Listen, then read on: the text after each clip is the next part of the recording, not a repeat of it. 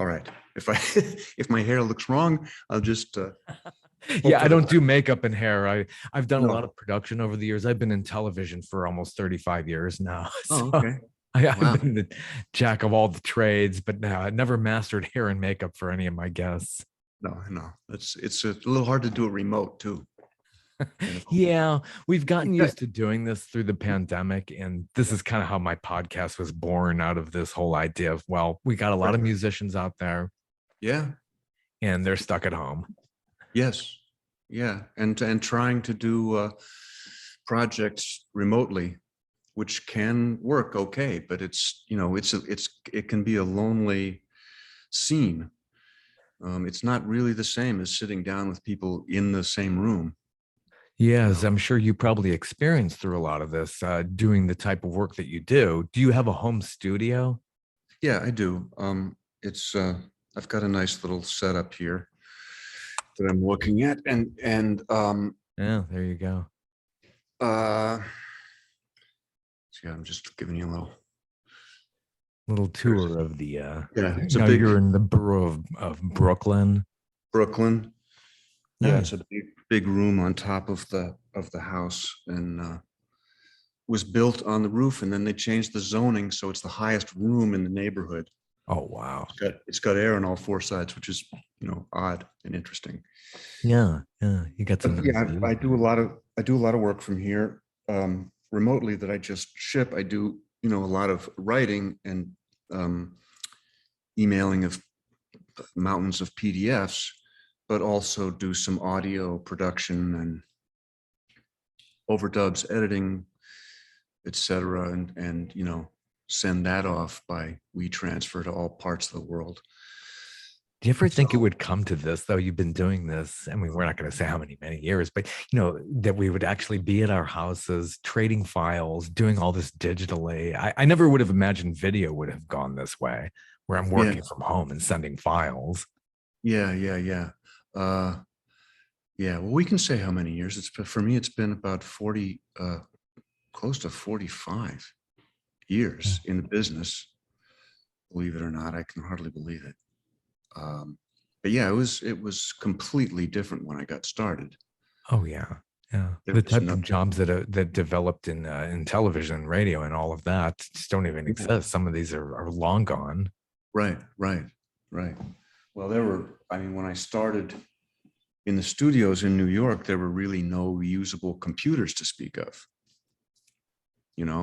Not that Yeah, there were computers you couldn't really, they were a hobbyist kind of thing that you couldn't really use them for anything. There was yeah. no, there was no sampling, there was no digital recording, there was no digital editing. Yeah, totally analog, all tape. You had your certain amount of tracks, 4 tracks to how many really that you Yeah, started on. 24. I mean, for years it was 24 track analog tape, 2-inch tape. And we got to be very scientific about punching in and punching out. Wow. Yeah. Yeah. I worked a little bit with audio tape doing some audio classes, and I remember, cutting with razors and things like that. Yes, yeah. Splicing block. There was a Yeah. real art to that, which I Oh yeah. Oh don't yeah. miss. Don't miss. And then there was also the technique of creating islands. Did you ever see that? Oh, Like yeah. so that you have a safe punch out, you can put a length of blank leader tape. Yeah. You would insert leader tape. You knew where the punch in was, and at the punch out, everything would just go silent because you ran into the leader. And then once you had it, you splice it back together. Yeah. Lots of Yeah. stories I about did that. that in film where, I started out in Super 8 as a kid and Oh got yeah, into that physical editing with that using splicers, and yeah. later on with the hot splicers up in school. Yeah. Wow. Way Yeah. different world. Wow. It's all digital. Everything's digitized now. I think Don Henley once said he gave advice to his kids. Don't go into anything where it could all be digitized, but I Mm. think everything gets digitized these days, even if you're in Probably. healthcare. Yeah, unless it's digitized when you start out and you learn the digital version, in which case it's hard to. You've just got to keep up with the technology. It's hard to see how you're going to be obsoleted Yeah. as long as you keep up with the latest stuff, which is increasingly like a steep learning curve. You know, I remember feeling really on top of that years ago, and now it can be a struggle to just learn the latest thing. I don't know how Instagram works, for example. It goes My, really fast. Lately, the last, I would say, 5, almost 10 years now, maybe with social media coming in, the technology just moves so quickly and it is yeah, way harder to keep on top of. yeah. My kids know. My adult children can explain it to me. So I depend on them once in a while. Yeah, I got a 23-year-old in Boston and who's heavily Oh, into Snapchat and things like that. And yeah. just wow. Yeah, In, constantly changing. in school in Boston? She graduated actually from South Carolina 3 years ago, and she's in Boston working with a marketing agency. And one of Mm. their clients is New Balance, which is based out of Okay. there. Yeah. Yeah, yeah, keeping very busy. The beautiful town. I didn't start going to Boston until she moved there. Yeah, yeah, yeah. Well, I went to school there at Berkeley. Yeah, Berkeley. Berkeley back in the early 70s. Yes. What was it like back then? I mean, there was just must have been a completely different feeling going into music in the early 70s. And Oh Berkeley's yeah. like creme de la creme. Well, yeah, it's a good place. It was a good place. It was a good place then, and it's a good place now. And um, partly it was because of 3 or 4 wonderful teachers who had a lot of real world experience, performing and recording music. But in retrospect, a lot of it was also about the other students, from students from all over the world. Uh, Really, some phenomenal students Yeah, from it's everywhere. And amazing. It attracts people from everywhere. Yeah. yes, and the students really learn a lot from each other. They pick up a lot from each other, which is important. I mean, part of it's about the classes, and part of it's about the other students. There's this amazing creative energy there. I remember walking down the hallways, walking past practice rooms, and hearing people just shredding, just wailing in there. It's like if you could see it from space with an infrared camera, you see this big glowing Man. blotch like musical energy there. So have fond memories of being there, Yeah. and learning a lot of good stuff. Yeah. Uh, Now, growing up, and you were originally born in Ohio. I came from Cleveland, so you were born in Berea.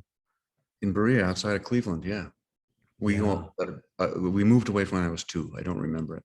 Yeah. And then did you spend time in Western Ohio? Is that where some of Well, the it you was we moved. I see. I don't know where I'm from. People ask me where I'm from, and I have to say I'm not really sure, because we moved to Seattle, Washington when I was 2.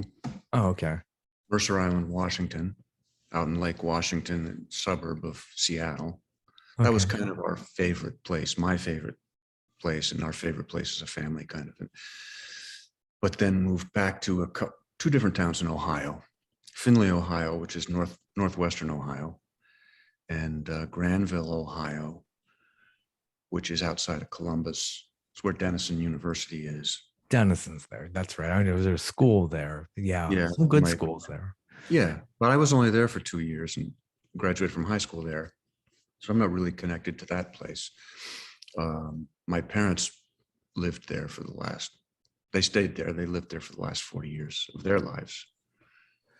Yeah. Um, Once you're staying, a lot of people go back to Ohio. When I grew up in Cleveland and I would come back and visit people, they were there for ages. It's just the kind of yeah. place you end up back at. Not me. Yeah. I have no desire, although I love this, that the Rock and Roll Hall of Fame is there. Yeah, Uh, Cleveland, other than right?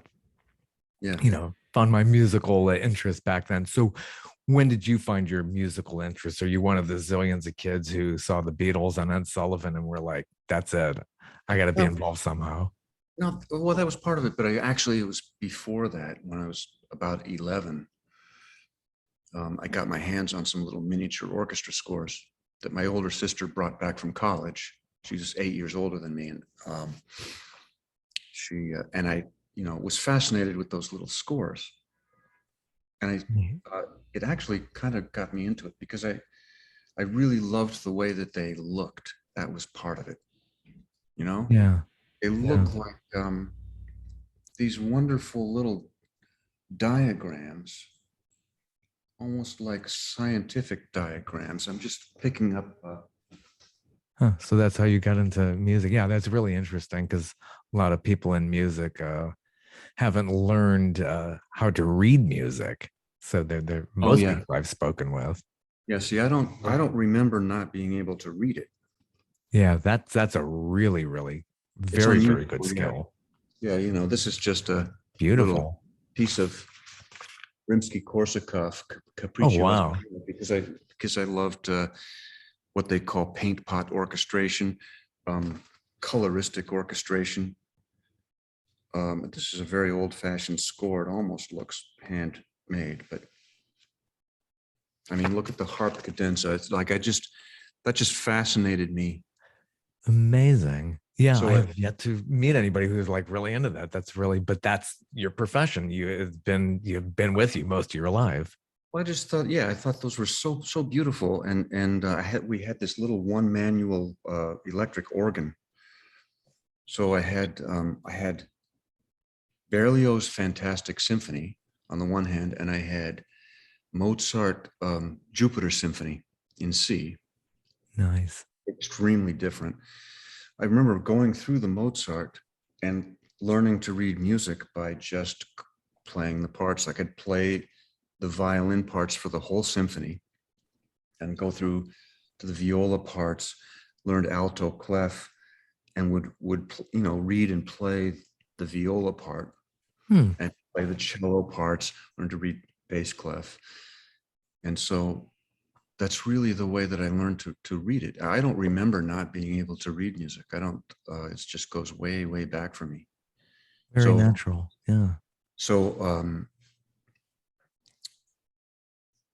I just thought, I think I can learn to do this. I mean, I seem to have a little bit of a knack for it, and I can figure out that, this was partly the mathematics of it that really appealed to me. Partly. Yeah. So you basically self-taught and you did music appreciation classes. How did No, that that was form? no. I was like really very self-taught, Nice. which is weird, but self-taught in a strange way because most of my colleagues and friends who sort of came up that way, they were more sort of in garage bands.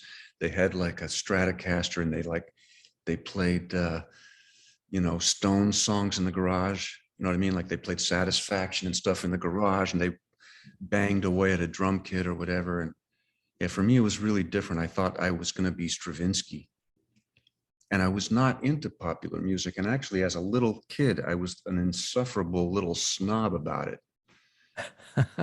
which was, Yeah, that must have been really tough, in, especially in those years. in Kids weren't retrospect, it being was down. odd. I was really into Beethoven, like the seventh and the third and the fifth and when the Beatles came out and everyone was making a big fuss over them. I thought, no, that's not for me. I'm into this Huh. orchestra classical music, but then I started hearing them. I remember hearing people playing Meet the Beatles in their backyards and hearing that record like over the fence and privately saying, I kind of love the way those guitars sound.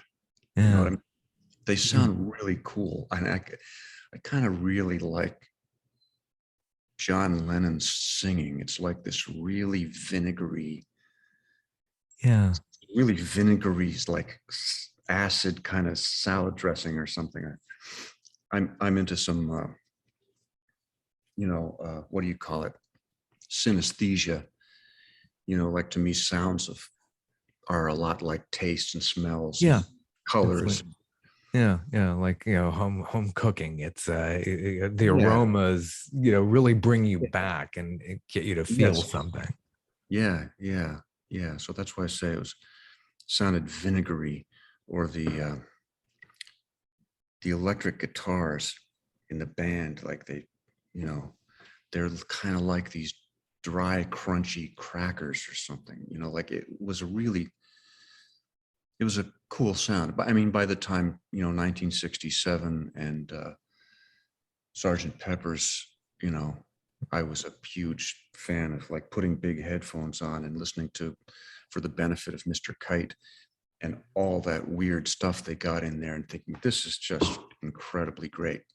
Like, must be so great to be in the studio and be able to like come up with these crazy sounds and get them into a song. And that was that turned out to be, a big part of what I ended up doing.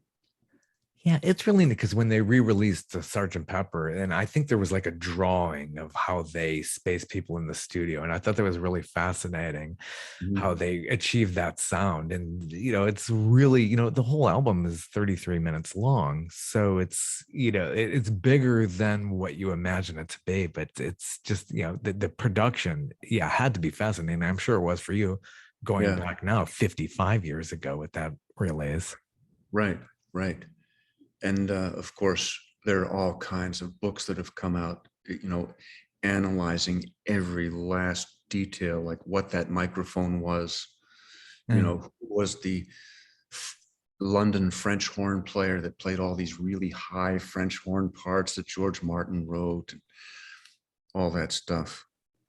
And, in recent years, I remember like sort of advertising myself to some record company people, friends of mine, saying, I could be the George Martin to some of these young bands, adding some fun little horn arrangements and string arrangements, because in a way he was my favorite Beatle. Yeah. So you were more into the production, and after Berkeley, you seem to like be into that, not like want to be one of those guys in the band, be the lead singer with the guitar and the screaming girls and all that. You wanted to get more into production, it seems like, and you didn't really want to go out and travel and be writing the stuff and designing it. And I was never a congenital performer. I enjoy performing sometimes, but I wouldn't really miss it if I never did it again, I think. But I was always into designing the stuff and being kind of an architect of it in the background. We got enough kids out there who, to this day, who still want the stage, and now you see all these talent shows. It's like, kind of breaks my heart, because they're not really like paying their dues, which you should do as a performer. And also those singing things, the voice and all that stuff, the American Idol, they tend to become about who can sing the same old licks really powerfully and accurately. It's a little bit of a gymnastics contest. It's not that musical. It's not so much about the feeling of it.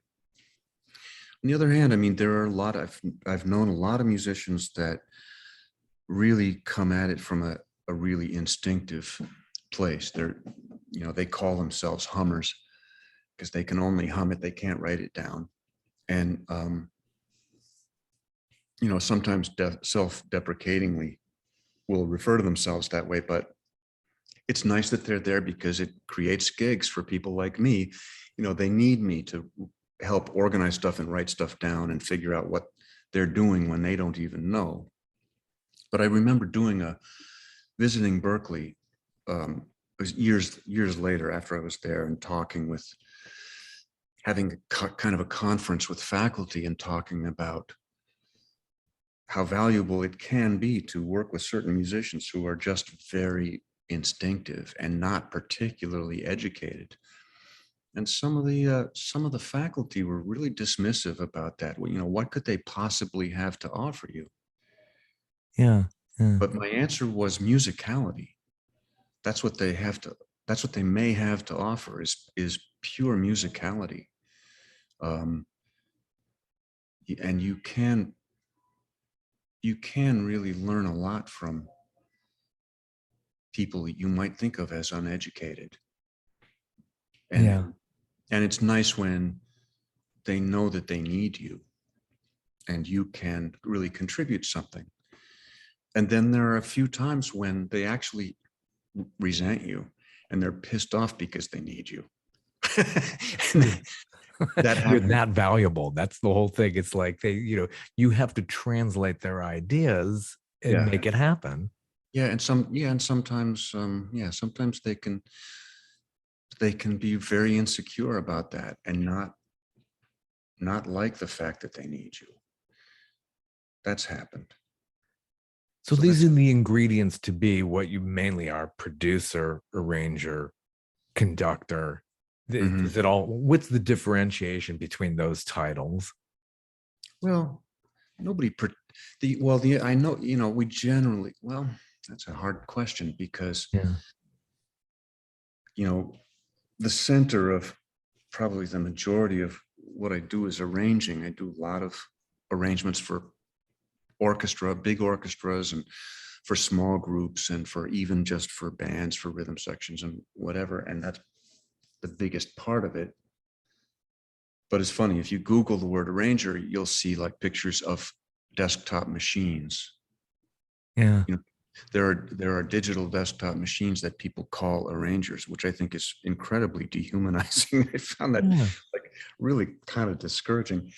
Um, and a lot of people really don't understand what that is. Yeah, it's all been, the technology again, digitizing everything. That you got all these programs out there, GarageBand and Pro Tools is a great tool and everything. But yeah, it's kind of sad to see machines getting involved, and there's nothing like the human form that can really, create music. Yeah, yeah. And I've been interviewed a few times by a few people, and they often, if I've worked with them in the studio, they've often kind of made a fuss over, they they think that I'm very, very versatile, and I work in a lot of different styles, and it works this way and it works that way. Um,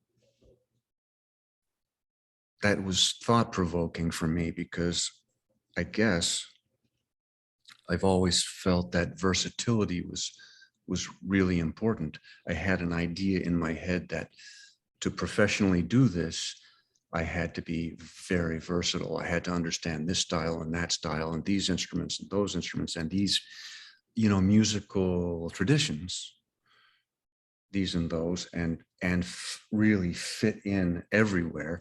I thought that was how I was going to be able to make a living and not have to work in a bank or something, like do something I really didn't want to do.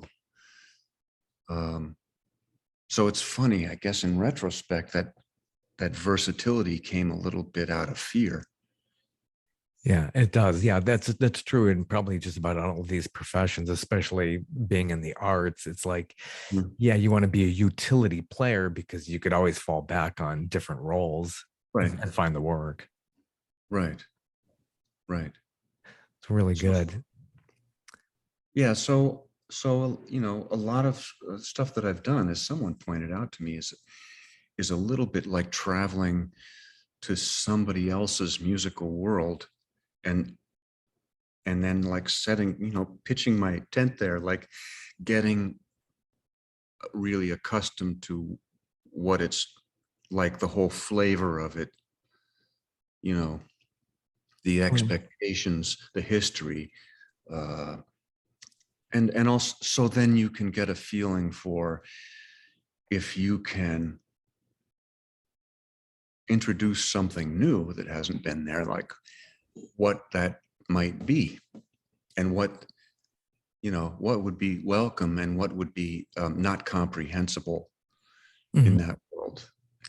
I did some orchestra arrangements for my friends, Roseanne Cash and her husband, John Leventhal, who's a wonderful musician, guitarist, and she's great. They're both really great musicians, great people, but they were doing some, as happens sometimes, they were doing some orchestra concerts and needed some orchestra arrangements. They had had a previous unpleasant experience with some other arrangers where they thought, this is not right. It doesn't understand us. We can't live there. It's not what we are comfortable with, you know. So I had to go and meet with John, especially at his home, in his home studio, and I had written orchestra stuff, and I was like going through it and explaining what was going on. Yeah. And it all ended up working really well, and they loved everything. I wish I had been able to be there or had a recording or something, but I joked about it, and I mean this in a nice way, but I joked about having to go to John and Rosannistan. It's like a certain Yeah, that's what it country. is. Yeah, yeah. It's their world. It's their musical country. And, it is country, sort of in a way, but it's their musical Yeah. world where I had to go and feel where they lived, where they musically lived. And that can be super tricky. That can be really tricky. And now And where are that they at? Are they in Nashville or in your no, neck they're of here the in New woods? York. Oh, They're in New, okay. yeah, yeah. They're great people. And like, you know, the music that they do is really beautiful. Um, but I had to go to where they were. And thinking about it, that's really happened a lot Hmm. with a lot of different people. And, Oh, I'm sure. everyone wants to hear about the old Steely Dan sessions, gaucho and stuff. And I started doing horn arrangements. But part of the way that I got there is listening to Tom Scott's arrangements on Asia. Yeah, that's Yeah. brilliant. And Absolutely. I know Tommy. He's a funny guy and a great musician. And but just to let that whole sound and feeling sink in for a minute without stealing anything specific. It's just the general sound and attitude. Yeah, it's basically, you're getting into their genre and understanding it. And I keep referring back to Phil Ramone, who in his book was saying how important it is to really, adapt to the artist and keep them as comfortable as possible. Right, right. Well, I was like one of the first call arrangers for Phil for 35 years. I did so much with Phil. Oh yeah. I God, got to know his whole way of working in great detail, going back to Karen Carpenter in 78 or 79. what project was that in the late 70s with her? Her last album, her solo album, which, for Karen Carpenter's fans is just a legendary moment in history. Oh, that is, yeah. Yeah, he produced her solo album, which ended up on the shelf for over 20 years. They didn't release it. Her brother Richard didn't really like the record. That's sad. Karen was kind of trying to stretch out and do something new that was kind of different from the Carpenters records. She and Phil didn't have her singing in her usual like buttery low alto register. Yeah. She was doing different sorts of material, which was in retrospect is kind of dated 70s songs. But people had Herb Alpert, I guess, at A&M, and her brother Richard, had real doubts about the record, and ended up on the shelf for over 20 years. And I Well, think that's yeah, it is. And when it was finally released and available, I thought I hadn't heard it for that long. I thought, well, it feels kind of dated now in a way. sure. It She was sounds, probably trying to reinvent herself. Did it kind of feel like that? Like she was trying to just find her own and get away from the whole Carpenters yeah, vision? not get completely away from it. I mean, she couldn't get away from who she was musically, but it just stretching out a bit and doing Sure. stuff that was a little different for her. She was a great person and a real musician, and as you may have heard, actually a very good drummer. Yeah. Yeah. I've seen some video of her. You wouldn't think of her as a drummer, but Yeah, wow. yeah. No, she's a good drummer and a great singer, and very musicianly about it. Um, she reminds me, in retrospect, of Natalie Cole, who Yeah. I really loved Natalie, and Natalie was just so smart and so musical, all around musical. you know. Yeah. Your Genius, project. Genius Your, did not skip a generation in her family. You know, she had that oh, thing that her dad had, you know. her project, your project, Passion Fruit, was that one that she really just enjoyed and got through some really tough times? Yeah. Maybe you saw that story somewhere, but that was the first album I ever produced, actually, in 1982. And Michael Franks asked me to produce his record, and I was really like not confident. I was very diffident about it. Are Oh, you sure sure. you want me to do this? I don't know. I'm not sure I know how to do this. I had just worked with him doing some arrangements and doing some playing, but he insisted. He said, you should produce this." Um, and that, I'm proud of that record. All these years later, it's a good record, and um, it's a record that his fans really like a lot. And then I found out later, because I was working with Natalie and Tommy LaPuma, and she wanted to do a remake of Michael's song, which is a good song. It's called "Tell Me All About It." Yeah. Uh, and I said, "Wow, do you know that I produced this album? I produced this song, the original version, and produced this album." And she had Yeah. no idea. But she said, "I love that album." And she said, that album got me through rehab. Yeah. Yeah. It was really That kind of was, nice, because she was always very open about having this terrible struggle with substance abuse, and she was a heroin addict basically, and she was in rehab. She said that record got her through rehab, which was really, it was very, very nice to hear. I was like, really.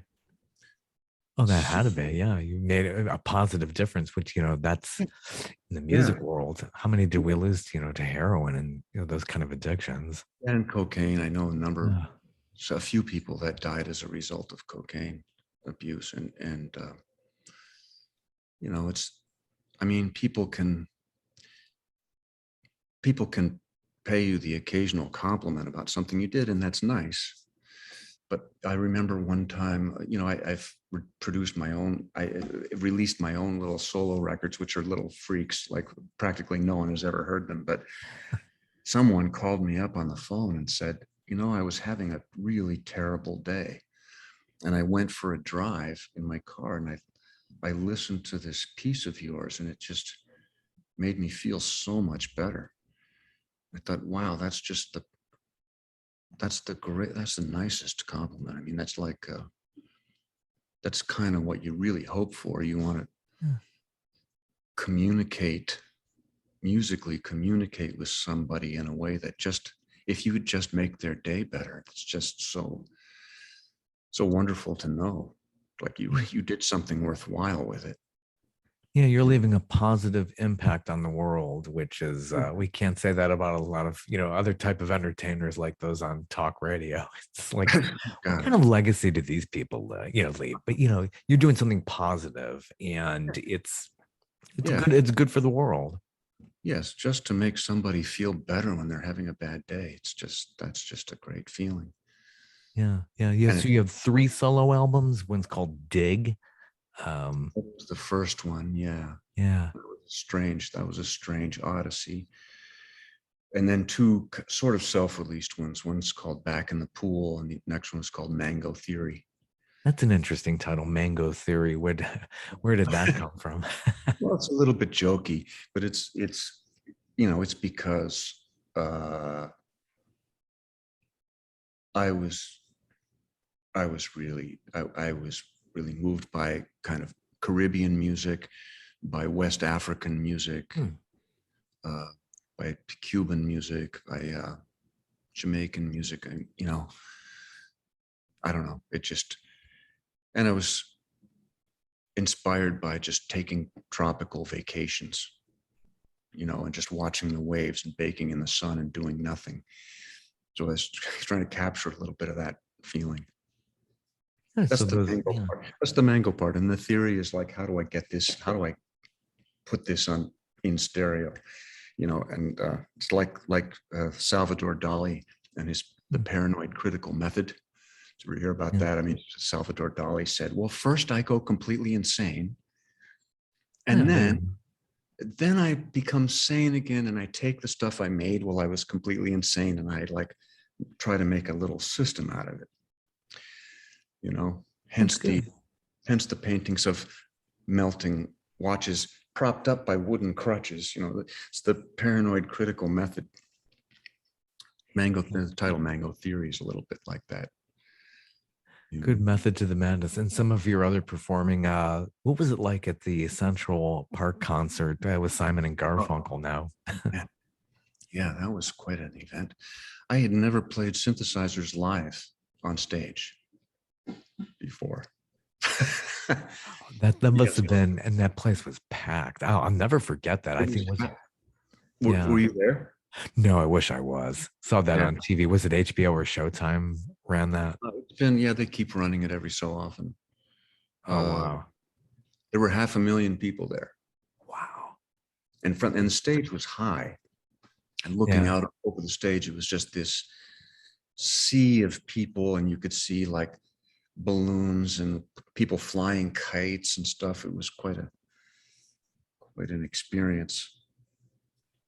And of Yeah. course, Paul and Art were not getting along well at all.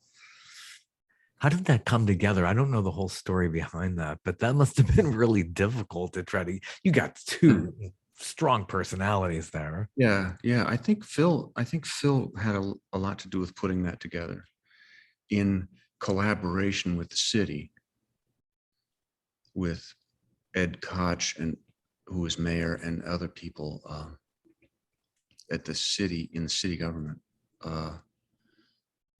He put it together. That was that was a really great moment. I loved the stage design with the water towers and stuff. That's very New Yorky kind of thing. But I think we did a week or 2 weeks of rehearsals with that band or something like that. I can't remember if it was a week or 2 weeks. Maybe it was a week. But if it was a week and it was 5 days of rehearsals, for the first 4 days, we only played Mrs. Robinson. I still don't know why. Like, Paul just kept calling Mrs. Robinson, Mrs. Robinson. And we started thinking, aren't there like a bunch of other songs we should be looking at? I don't know why we played Mrs. Robinson over and over. And he was like trying to, think of different ways of doing this and that, tinkering with Mrs. Robinson. So working with Phil, that also brought you another big New York name, Billy Joel. You've been on a few projects with Billy Joel. Yes, yeah. I really, really like that guy. And I feel that he's one of the great songwriters, really. He's in a way he's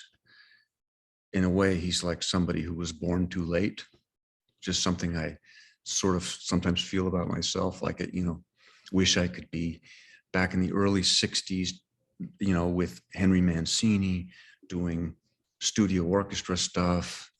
I did get to experience some of that, but it was phasing out even when I started, sort of. And Billy is I think those songs are really, really, really crafted. Yeah. They're really expertly built.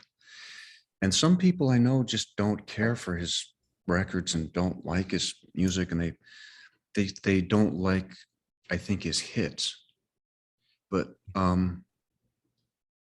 they're really, really good. They're really well made. And I really love some of the real sleepers, like the deep cuts on the albums. Absolutely. Yeah. He's an album artist. And some of those are just so good. Yeah. And I remember last time I saw him was at Phil's memorial service. And he spoke about Phil. He loved Phil because Phil wanted to use his band, his live band, on the records, and nobody else would do it.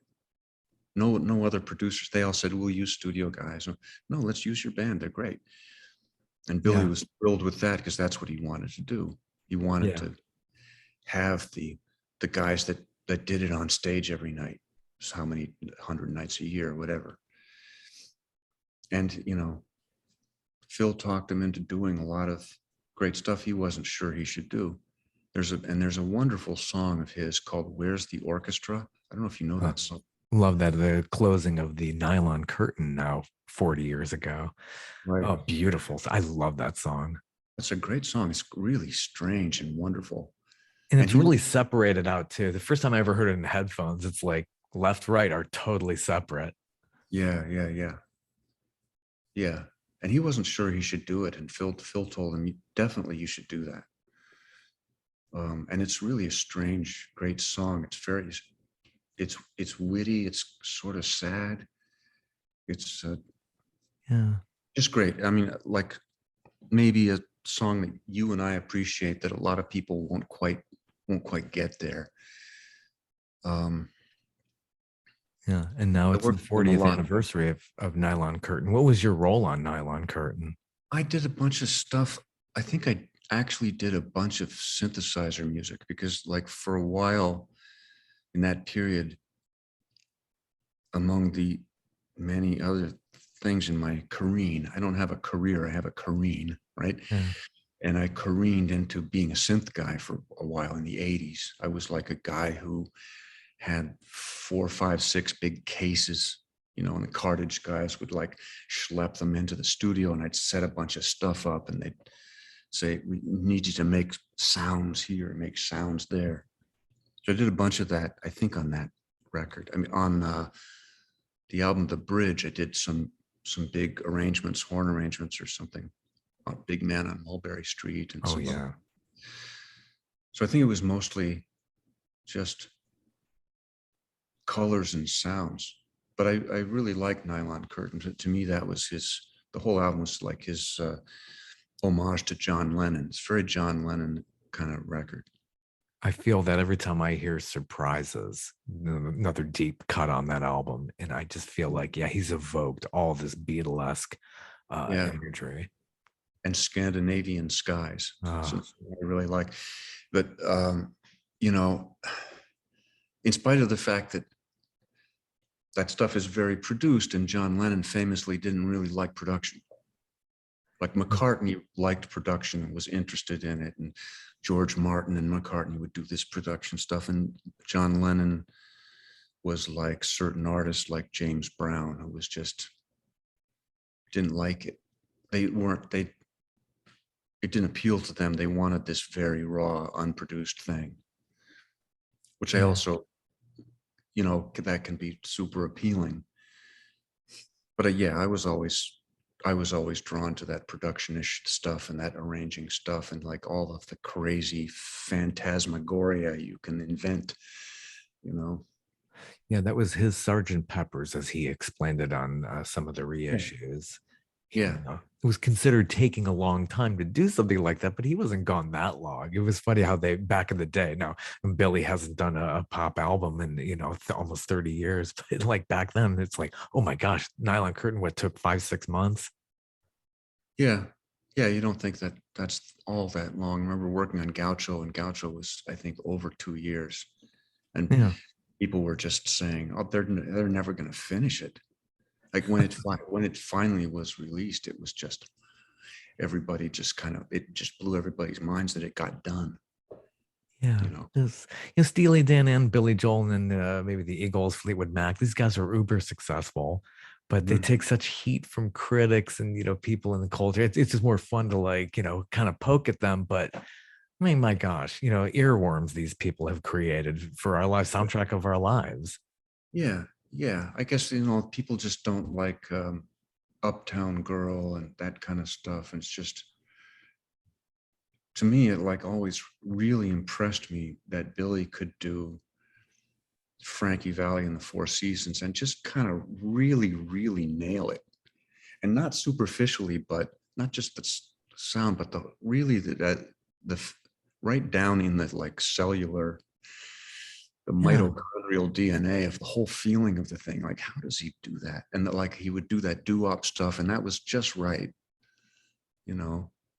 Yeah, and what a contrast from something deep like Nylon Curtain then goes into Innocent Man, which what took 2 weeks to do, and this is the early 1980s, and he's evoking the late 50s, early 60s. It's like, and it was a major hit.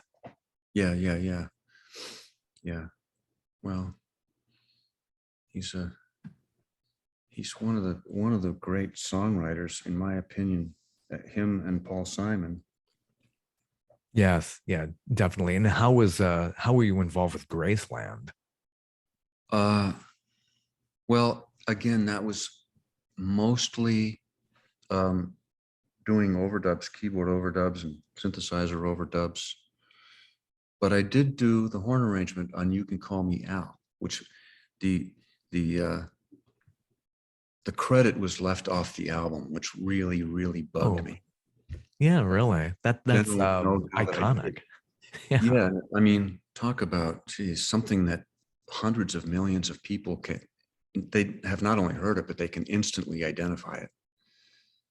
totally. Of course, the arrangement probably took less than 10 minutes to write Huh. because it's just two bars, repeated, repeated, repeated. Then there's one place where it's different, and Yeah.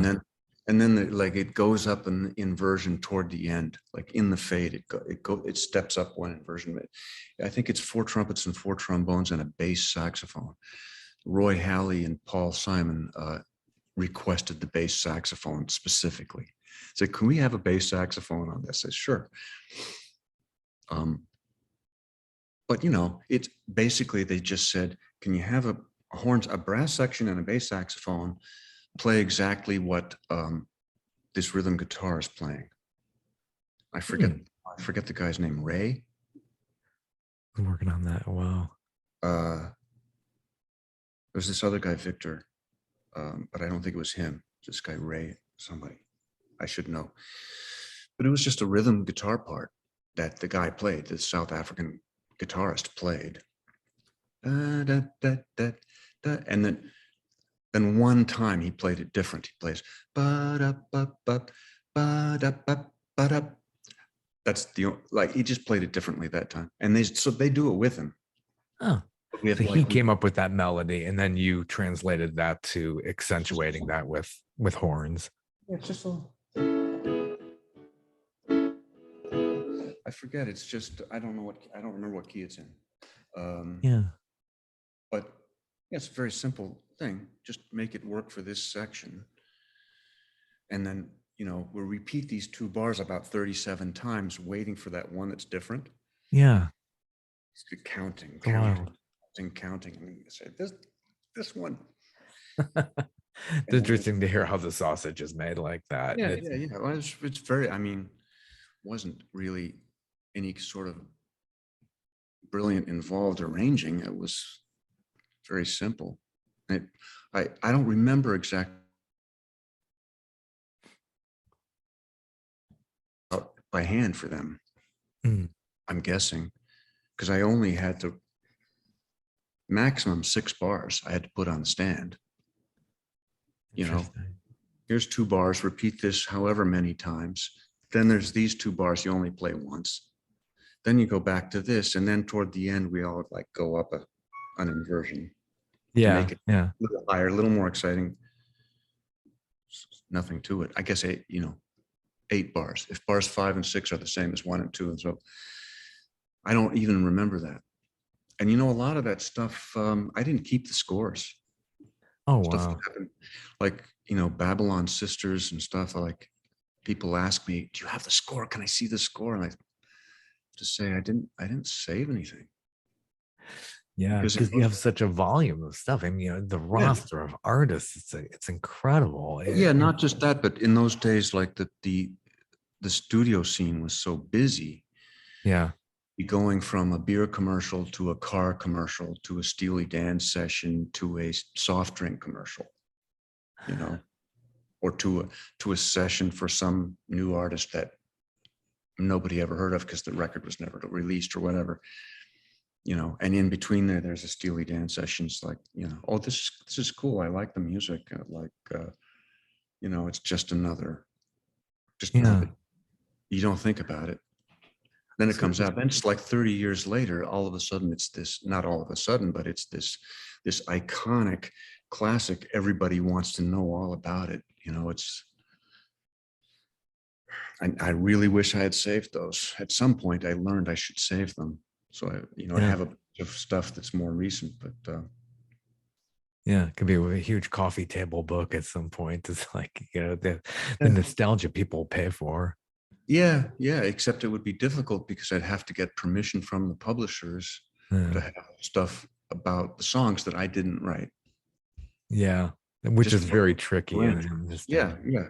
Depending. I mean, some people are easy. They say sure, and other people, like if it's Rogers and Hart or the Gershwin estate, those people they can be like the keepers of the sacred flame.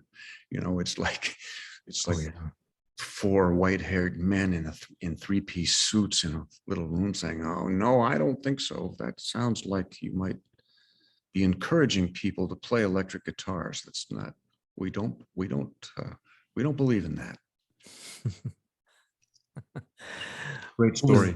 Yeah. There's Well, a what great was it story. like working with Elton John? On you did Vampires as an arranger and a conductor? No, I've never met him. Oh, really? I've never met him. I worked on some stuff of his. But just contributed to Yeah, Vampires and Aida. Vampires. Was that Vampires? Was a show? It Believe was. so. It wasn't. I didn't contribute to any of the shows. I contributed to some records that were based on the show. There's a big Aida thing that Phil Ramone did. It was about the show. It was people re-singing some of the songs from the show. I created this big orchestral piece on that record, which I mostly just built electronically. We overdubbed some orchestra stuff. But no, I'd be very interested to meet Elton John, but I've never met him. Oh, yeah. There's still times. And then some other artists you'd like to work with. Is it Peter Gabriel who's on your wish list? Oh yeah, sure. Yeah, I'm a huge fan of his, and I've never met him. Yeah, very Or interesting artist who's also into world music. yes, and also, I always think of Peter Gabriel when I think of a certain issue that people like to talk about, which is he gave a very interesting interview where he talked about um, discounting the idea of talent, which Yeah, was really interesting to me. And I agree with him strongly that people put too much emphasis on the idea of some sort of innate musical magical talent that certain people have. It isn't really about talent. He said, if you put a gun to anybody's head, they could do something artistic and creative if they had. And if you said you would shoot them if they didn't, they could write an interesting poem or a story, or they could draw an interesting picture or make up a little song. Because I do feel strongly and agree with him that music belongs to human beings. It's something that human beings do. absolutely. And it's a certain way of human beings communicating with each other. And when someone is really accomplished doing music, it's less, I think, a function of some innate talent, and it's more just a function of commitment and belief. And it's like Woody Allen's quote: 80% of success is showing up, and also the ability to let go of the belief that you can't. Yeah, We so true. both know so many people who would say, "Oh, I'm not musical." Yeah, That a lot yeah, of people say that. They'll say, "Oh, I'm not musical. I can't carry a tune. I don't, music's not for me." But it isn't really true. If you're a human being, you have some musicality. Music comes out of all parts of you. yeah. You know, That is the very true. body, the mind, the feelings. All of that has to be involved. That's what I try to tell students when I talk to students. Malcolm Gladwell, in his books, sort of says the same thing. I mean, he says it's not about talent, it's about love. I mean, that's a little flowery and sentimental for me. Sure. Rather than love, I would say it's about commitment and the Right. desire. And, and isn't it interesting that people tend to get a lot better at doing things that they really like doing? Exactly. It's the 10,000 hours rule. 10,000 hours thing of his. Yeah. Doing Yeah. it. If you love doing it, you do get better at it. And Yeah.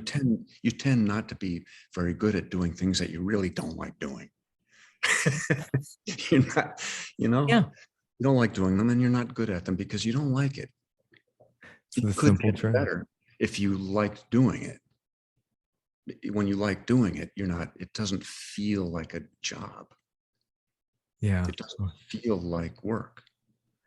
That's very true. You're into your passion and you've given it more than 1,000%, and you've been at it for so long. So what are the current projects that you're working? Are you working with Trisha Yearwood, who's from here in Georgia? Not currently. I haven't seen her for a long time. I Okay. worked with Trisha with Phil briefly, a long time ago. Yeah. Yeah. The last time you worked with Phil, was it the Billy Joel single, All My Life? That was one of the last times. That was a lot of fun. Have you seen that video? Yeah. Yeah. Is it evoking a little bit of Frank Sinatra vibe in that? Is that what he Yeah, was? I think Billy's point of view was more Tony Bennett. Tony Bennett. Yeah, he Just said the fedora kind of reminded me of like the Frank Sinatra. he was trying to do a Tony Bennett type song. That was a lot of fun. Yeah. Tony Bennett, what a treasure too. And just for him Yeah. to be recognized now, it's just Yeah. it's really heartwarming. Yeah. Yes. He is not a young man at this Yeah. point. Yeah. We should all hope to be around as long as he is, and with such a Right. wonderful attitude. And he's so talented. Yeah. That is Yeah. talk about talent. It was wonderful to see him perform at Phil's memorial service. He and Phil got to know each other very well. And he was with his accompanist, Lee Musiker, who's a fabulous pianist and musician. And he was trying to sing into this mic with his accompanist. And he said, it doesn't sound right to me. I'm just going to do this without the mic. We put the mic on the piano and he came right to the lip of the stage. And as loud as he reasonably could, he sang with a cappella, he sang Fly Me to the Moon. And everybody is just like riveted. Wow. Because at age, whatever he was then, it's close to 90 then, I think. He just, as they say, left it all on the stage. Like it's just so full of heart, his performance, and so loose. Wow. And that was just such a great thing to see and to hear. It's just really, really special. Must have been really, really amazing. Yeah, what a talent. And have you done work with Billy Porter? Oh yeah, Yeah, I produced his album some years ago. It might be 10 years ago now. There's an album called Billy's Back on Broadway. Yeah, I was reading up on some of that and how you were able to collaborate and tap into. It seems like an amazing character and larger than life. Yeah. He's an unusual guy and wonderful singer. I do a little thing every year with NYU. I'm doing this next week. I do a little week-long class with some people over there about doing string arrangements on people's records. It's a music production kind of class. Yeah. One thing that I always play is our version of On the Street Where You Live. Should look that up if you can. Yeah. It's something that we did. It's a live vocal with string section, just strings and harp. And he wanted to do, he and a friend of his had the idea to do that song as a slow, heart-rending ballad. Nice. So it's a great demonstration of what a string orchestra can do. It's just him and the strings. And for him in the past, he had done it that way in some kind of sort of in honor of the gay community and the Broadway community losing so many people to AIDS. Mm-hmm. And it was, for him, it was about, on the street where you lived, past tense. It's about his sadness about friends that were gone. So it's a completely different way of reading the song. You should, I recommend it. You should check it out. Definitely check that out. Yeah. That's something that I always play for the students. A good demonstration of what you can do with strings. And he's just really, really sings the hell out of it. He sings it to death. So that's worth hearing. Yeah, definitely. And then the film and TV work, and you got to work with Mike Nichols. Oh yeah, yeah. That's a good movie. Working Girl, I saw when that came out. Yeah, long time ago. Yeah, Mike Nichols was a very interesting gentleman.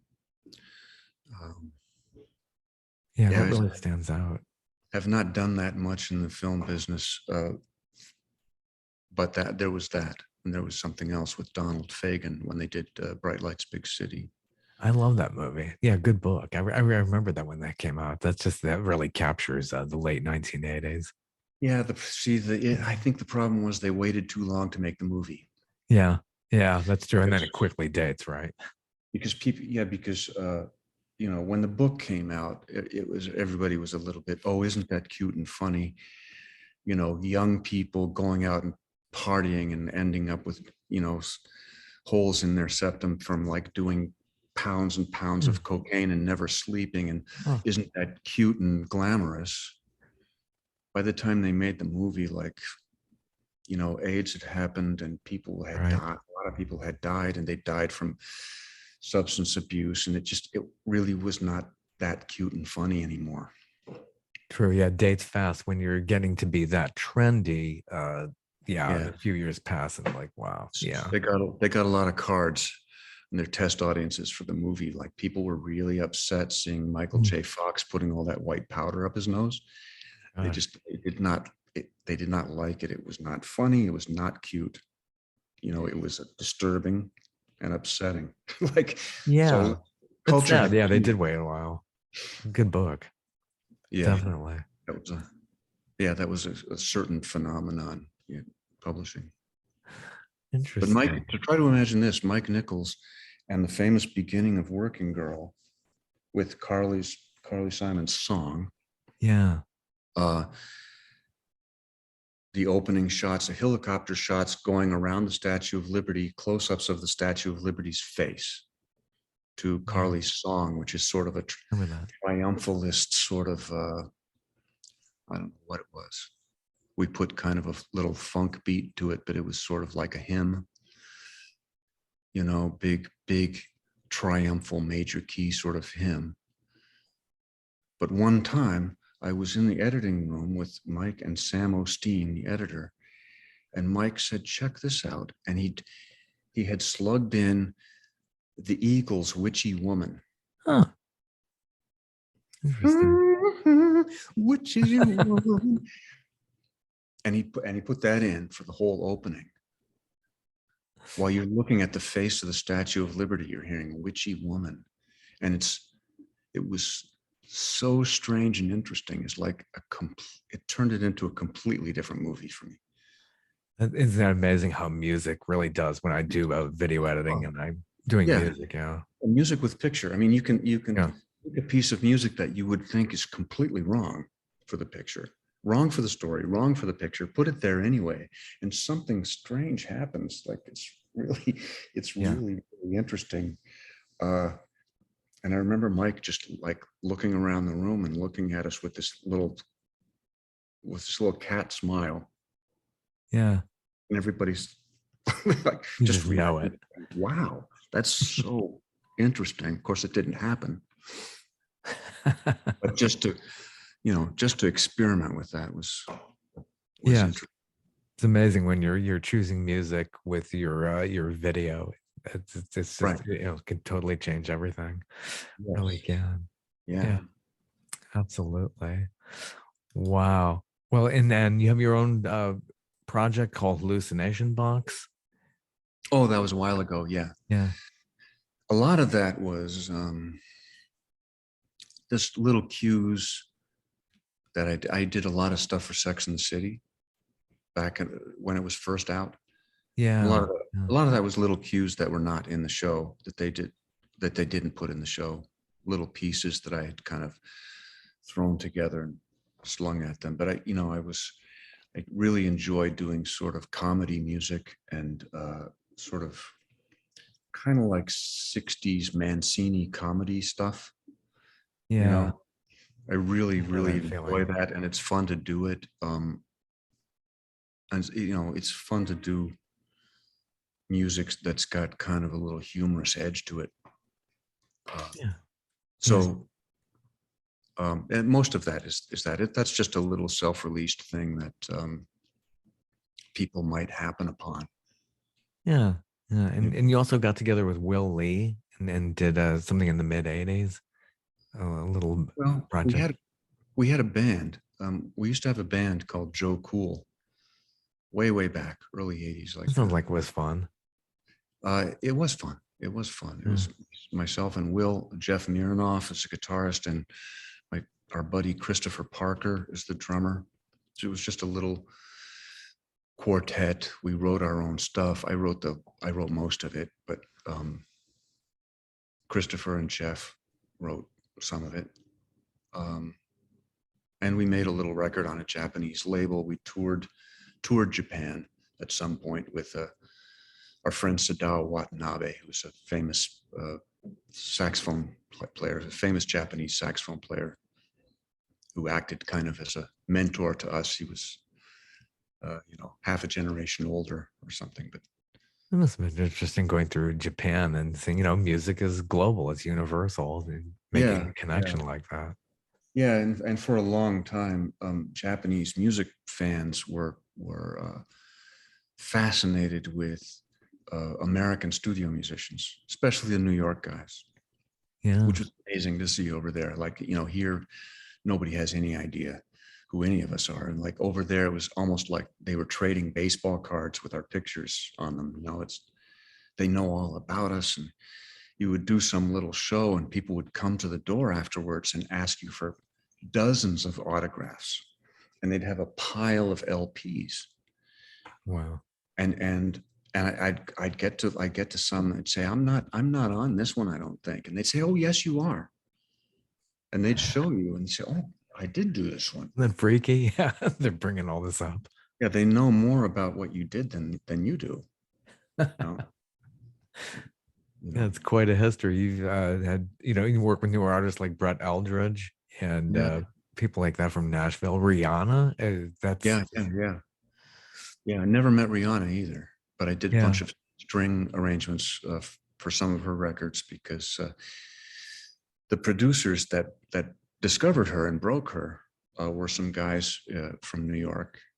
And at some point, they really fell in love with strings. They wanted to do live string sections, which was very nice for me because I got some nice gigs out of it, including the record "Unfaithful," which was a big hit for her. That's another one I play for the students next week. Good. But Brett just called us up. I co-produced this swinging big band Christmas record I think it's about 5 years ago now, the first one. We just did another one last year. He's really great. He's a great singer, and when he does this classic old-fashioned swing music, he can really live there. He's really good at it. I mean, he's got a real feel for it, which most people who try to do it as a side project, they don't really live there. They can't, I call them tourists. It's a little bit like Right.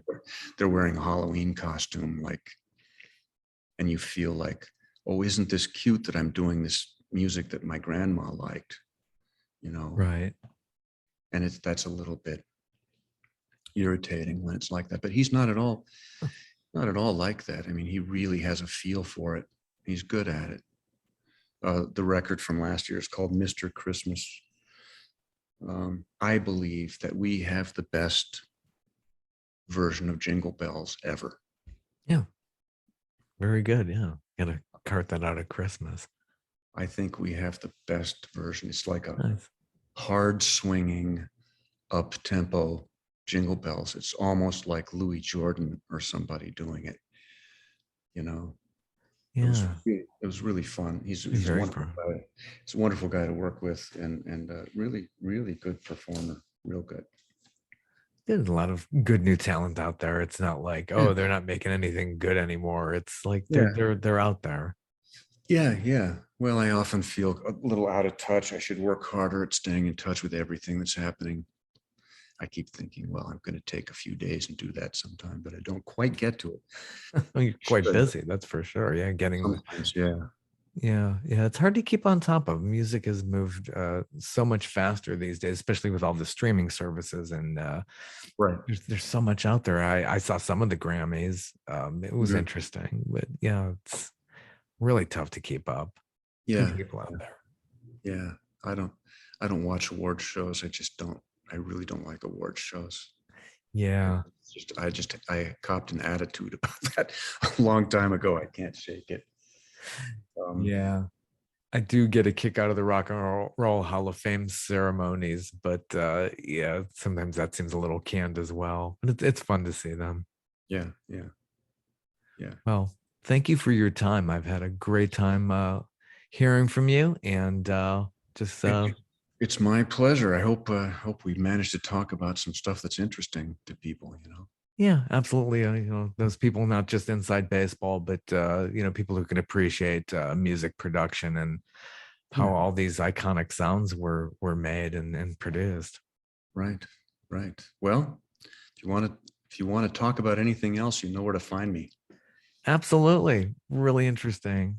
And best wishes. Thanks, you too. Everything you do. Take care. Let me know when this comes out. Will do. Have a good one. All right.